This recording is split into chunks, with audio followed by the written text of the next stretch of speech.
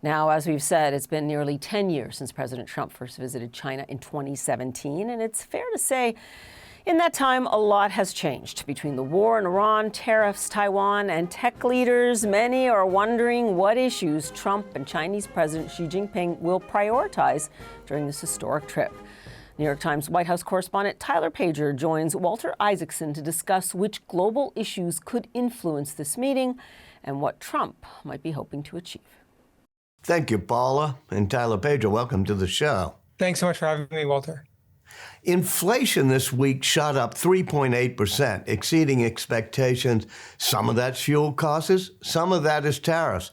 Both those things are going to be on the agenda when President Trump meets this week with President Xi Jinping in Beijing. Let's start with the fuel price thing. To what extent is it going to be President Trump's goal to get the Chinese president to help open the Strait of Hormuz and bring down fuel costs?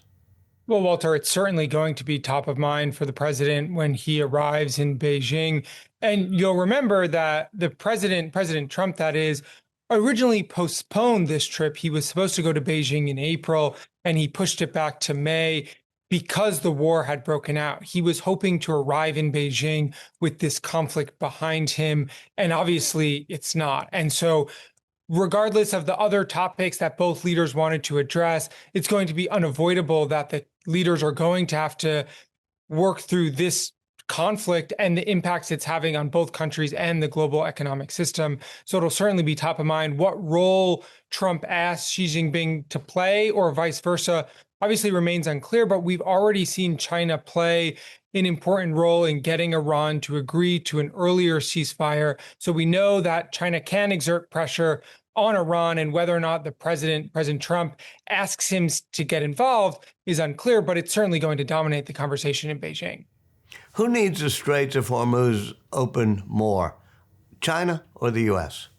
It's a great question, and they both do. I mean, for President Trump, it is a huge domestic political problem and an economic one because of the way in which the entire world relies on the strait. For China, it is a key waterway for them to get oil and gas into the country. So both leaders have huge political constituencies that they need to get this strait reopened. And for President Trump, it is a conflict that is dragging him down politically with his own base and with the rest of the country, but it's also distracting him from other things he wants to do.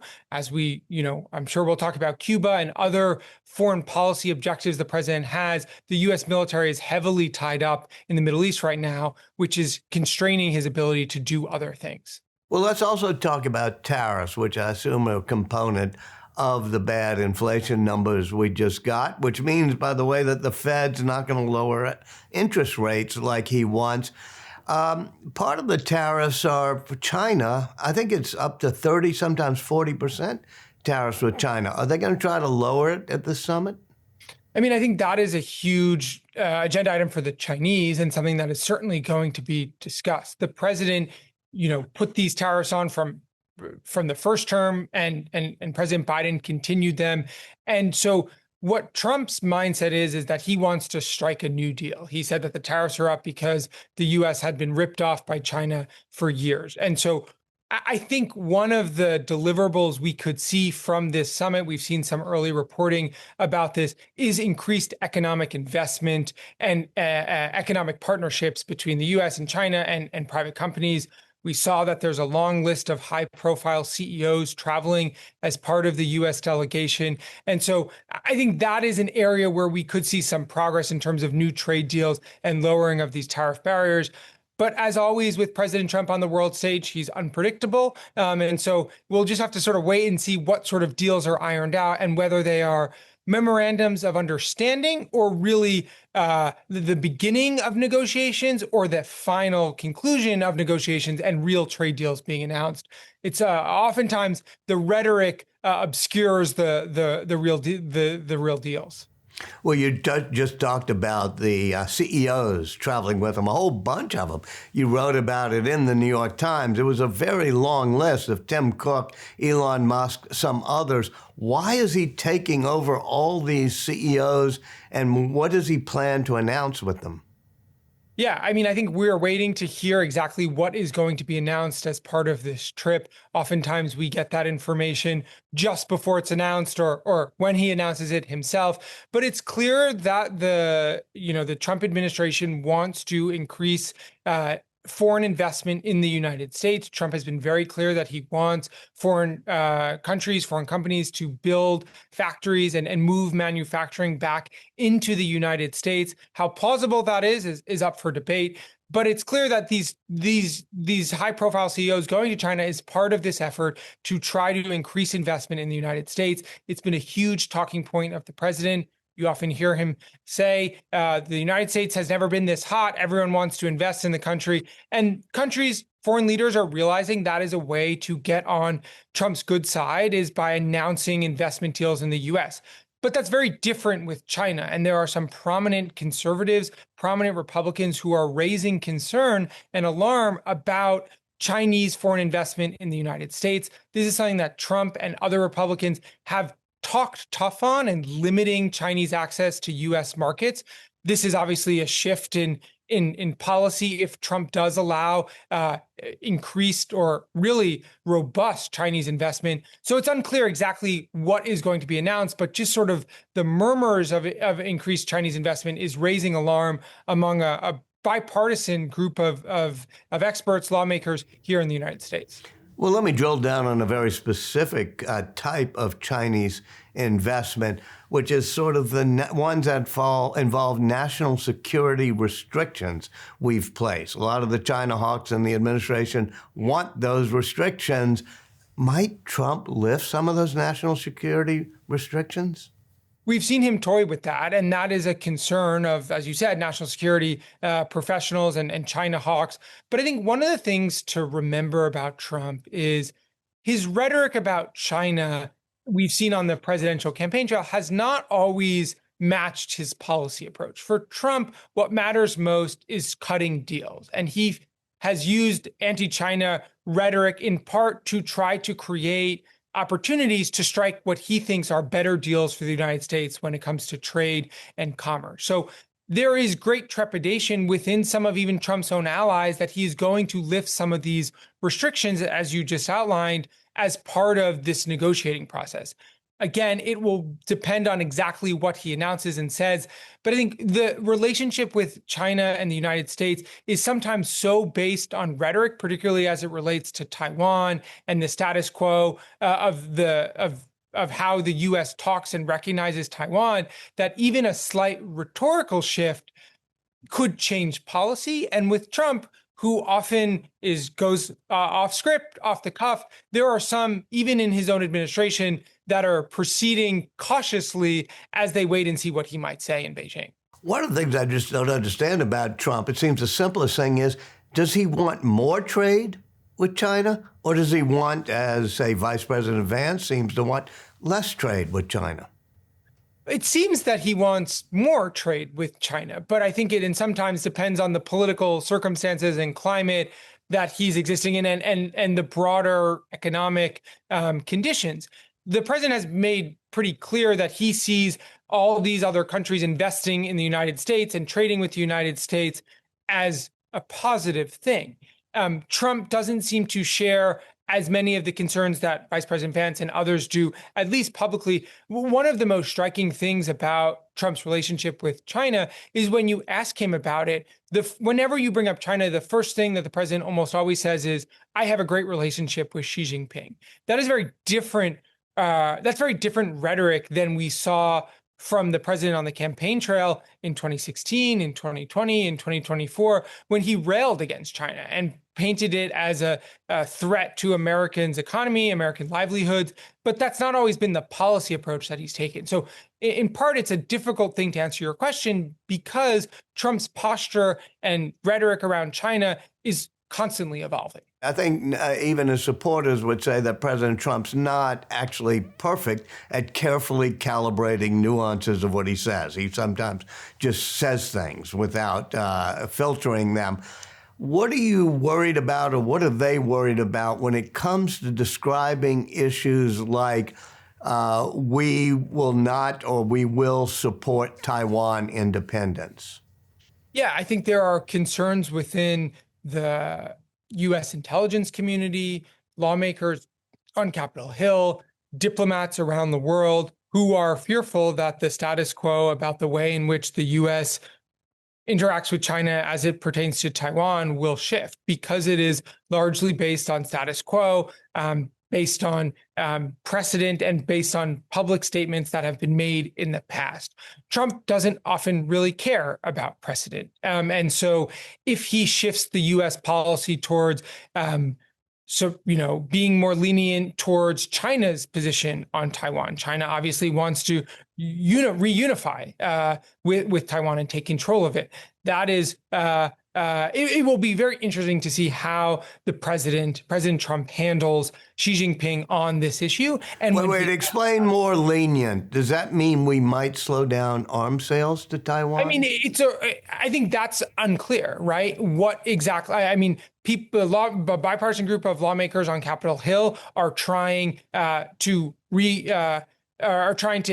make clear the U.S. position on Taiwan through congressional legislation and resolutions. But I just pose that as more lenient because it's unclear what Trump is going to say. And any shift in rhetoric, because the words are so precise and they matter so much as it pertains to the U.S. position on Taiwan, and it's different, the difference between the U.S. position on Taiwan and China's position on Taiwan, if Trump is not careful with his language, diplomats have raised that China could interpret that as a change in the U.S. policy on Taiwan.